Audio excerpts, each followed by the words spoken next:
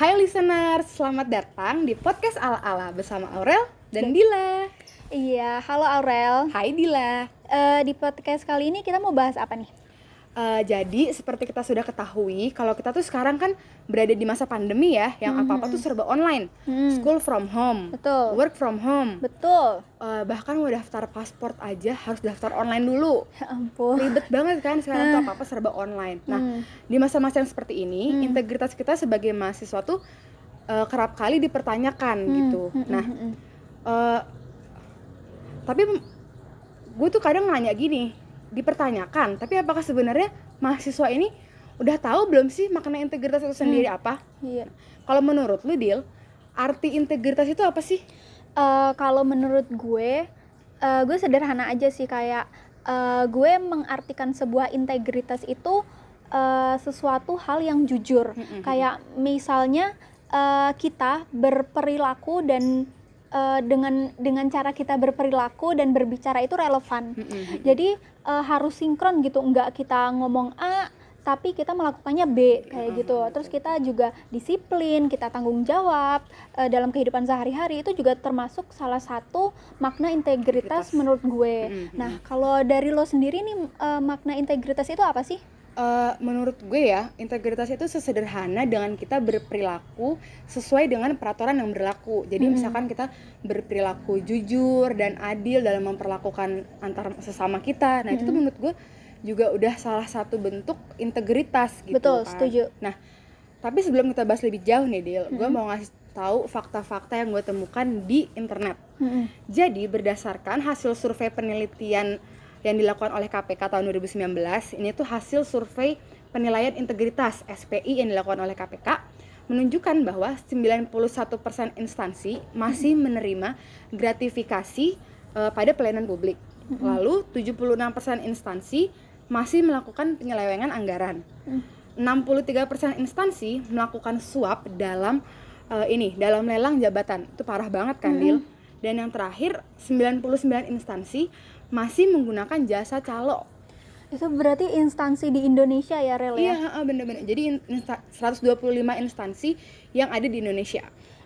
Berarti persentase kita dalam penyelewengan sehari-hari itu masih tinggi banget ya. Tinggi banget, betul. Tapi menurut gue hal-hal yang tadi lo sebutin itu Disebabkan. Disebabkan, bisa juga disebabkan karena kita itu ada age gap antara masa generasi muda kita sama generasi jauh di atas kita. Betul.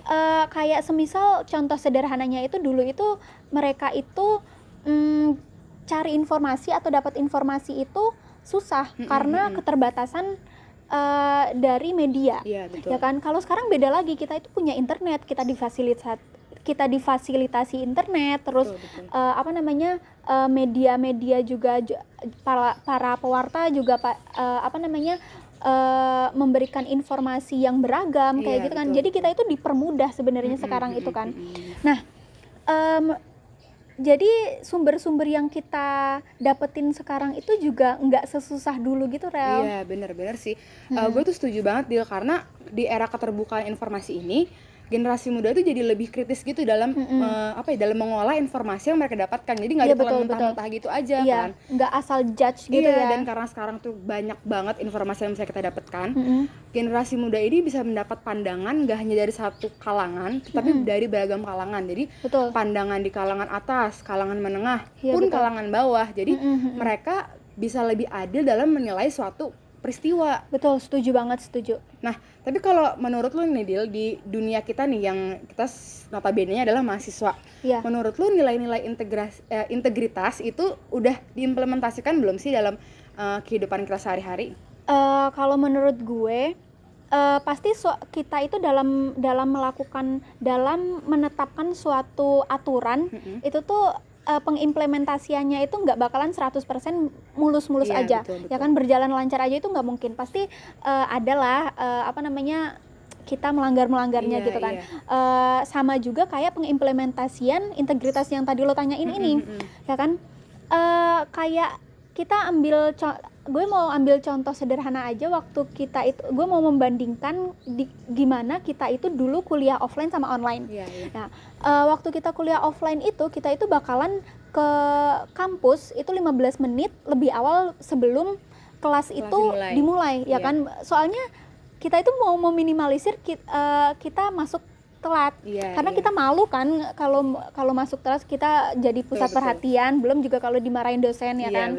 Nah, tapi kalau sekarang itu kita itu malahan sengaja, cenderungnya itu melakukan hal itu tuh secara sengaja, secara sadar, bahkan nanti nanti gue masuknya telat aja deh, nanti tolong ya bilangin ini bilangin itu, kayak gitu kan. Betul. Iya, makanya jadi hal-hal itu yang jadi kayak realitanya sekarang tuh yang terjadi kayak gitu ternyata di tengah mahasiswa kan. Iya, jadi sebenarnya nggak cuma itu aja sih, Rel,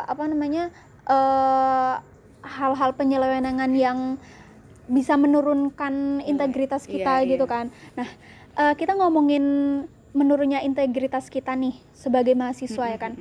Nah, lo ada harapan nggak sih buat kita, buat generasi-generasi muda kita, biar kita itu semangat, atau gimana sih harapan lo biar kita itu kita tetap memegang teguh nilai-nilai integritas itu, gitu betul. Ya kan. Nah, kalau harapan gue ini sih semoga kedepannya masyarakat Indonesia ini semakin bisa mengedepankan jiwa sosialnya. Jadi nggak hanya mementingkan kepentingan dan keperluannya diri sendiri atau golongannya aja nih, tapi juga mentingin kepentingan bersama, kepentingan sekitarnya gitu. Nah, selain itu gue juga berharap banget semoga semakin banyak orang yang sadar kalau mengimplementasikan nilai-nilai integritas itu susah banget untuk dilakuin. Iya, betul. Kan? Harus ada dukungan juga ya, Rel. Iya, jadi tuh harus ada dukungan, nggak hanya dari tenaga pendidik, tapi juga dari masyarakat sekitar dan dan pemerintah juga. Iya, betul. Nah, kan percuma aja Dil kalau misalkan kita ini sebagai mahasiswa atau adik-adik pelajar lainnya gitu diajarin nilai integritas begini